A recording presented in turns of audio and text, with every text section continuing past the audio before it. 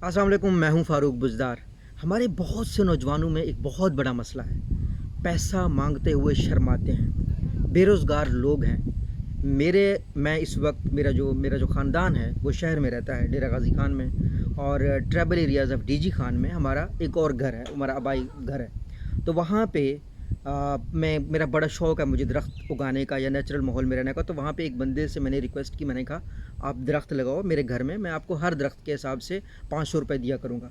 और वहाँ पे एक बंदे को मैंने कहा कि आप इन दरख्तों को पानी दोगे ताकि अगली दफ़ा जब मैं गाँव में आऊँ तो कम से कम मेरे उस घर में या उस हवेली में वहाँ पे कम से कम दरख्त हूँ और मुझे अच्छा लगता है। यानी चाहे जितनी खुशकी भी है, तो वो कहते थे सर बड़ा मुश्किल है पानी लाना और ये करना वो करना, और आपसे हम क्या दरख्तों को पानी देने के पैसे लेंगे, आपसे हम क्या जो है ना दरख्त लगाने के पैसे लेंगे। भाई क्यों नहीं लेंगे आप क्यों शर्माते हैं पैसे लेने से? हमारे बहुत से ऐसे नौजवान हैं जो सर्विसेज दे सकते हैं, जो सर्विसेज दे रहे होते हैं लोगों को। जिस तरीके से किसी ने अपनी गाड़ी बेचनी हो और आप बेरोज़गार हैं, आप उनसे बोल दें भाई आपकी गाड़ी को मैं चढ़ा देता हूँ कहाँ पे, पाकिस्तान में लज़ादा नहीं होता, पाकिस्तान में ओएलएक्स पे चढ़ा देता हूँ, और मैं उसको दराज पे चढ़ा देता हूँ। मुझे नहीं पता दराज पता नहीं लेता है नहीं लेता, लेकिन ओएलएक्स का मुझे याद है, वहाँ पे गाड़ीज़ वगैरह बिकती हैं।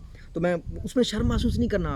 आपने अपने पैसे लेने हैं। किसी बंदे का रूम रेंट पे नहीं लग रहा, किसी दुकानदार की आपने थोड़ी बहुत हेल्प कर दी, बेझिझक पैसे मांगें। ये ना हो बाद में आप अपने जहन में दिल में रखें कि वो मैंने इस बंदे का काम किया था और मैंने इससे पैसे नहीं लिए थे।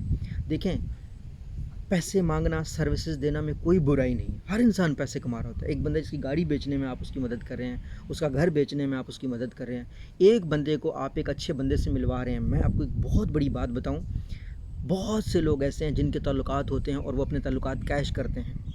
हमने पिछले दिनों हमारा प्लान था कि हमें एक प्रोडक्ट नज़र आया था जो कि पाकिस्तान में बिकता है।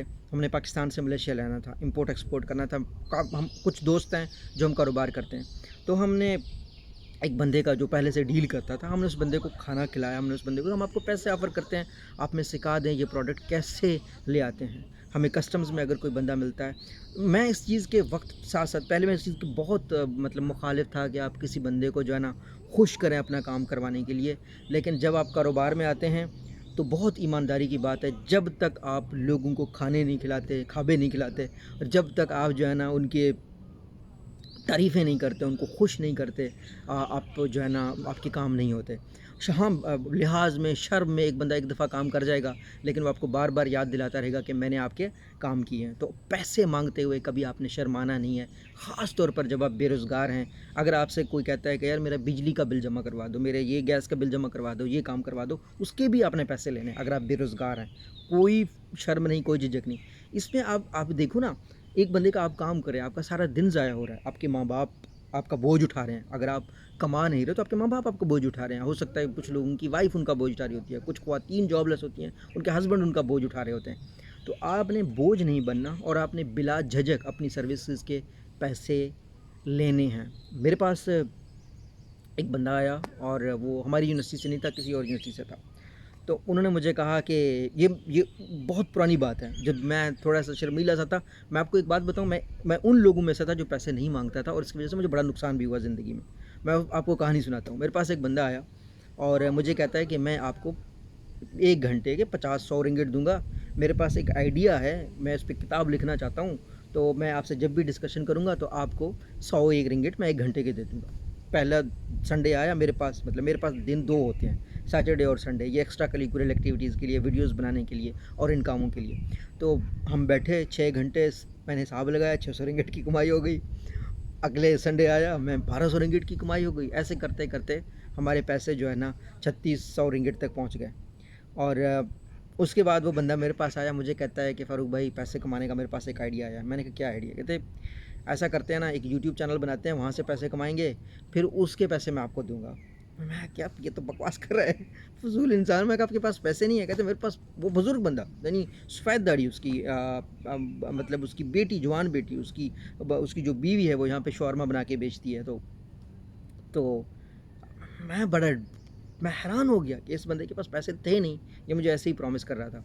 खैर मैंने उसको एडवाइस करना छोड़ दिया और उसका वो प्रोजेक्ट रुका रहा। उसके बाद फिर उसने मुझे किताब के ऊपर एडवाइस मांगी 2 साल पहले, और پھر میں نے اس کو کہا کہ میں نے کہا کلیئرلی آپ نے مجھے ایڈوانس پیمنٹ کرنی ہے اور میں اس طریقے سے اپنا وقت ضائع نہیں کر سکتا. ہم میں سے بہت سے نوجوان اس طریقے سے اپنا وقت ضائع کر رہے ہوتے ہیں. جب کسی شخص جب کسی کی مدد کرتے ہو آپ نے یہ ضرور دیکھنا ہے کہ یار اگر وہ اس کام سے پیسے کما رہا ہے تو آپ کا پورشن کیوں نہیں.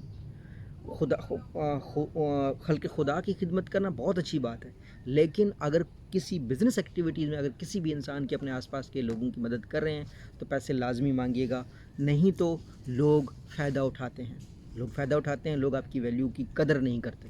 قدر تب کرتے ہیں جب آپ پیسے ان سے چارج کریں گے. پیسے چارج کرنے سے آپ کا مائنڈ سیٹ بنے گا، آپ اپنے وقت کی قدر کریں گے، اپنے بچوں کو اچھا کھانا کھلائیں گے، اپنے لیے اچھی چیزیں خریدیں گے، اچھے شہروں میں جا کر رہنا شروع کریں گے، اچھی چیزیں افورڈ کریں گے. تو پیسے مانگیں بلا جھجک بلا شرم، آپ کا حق بنتا ہے.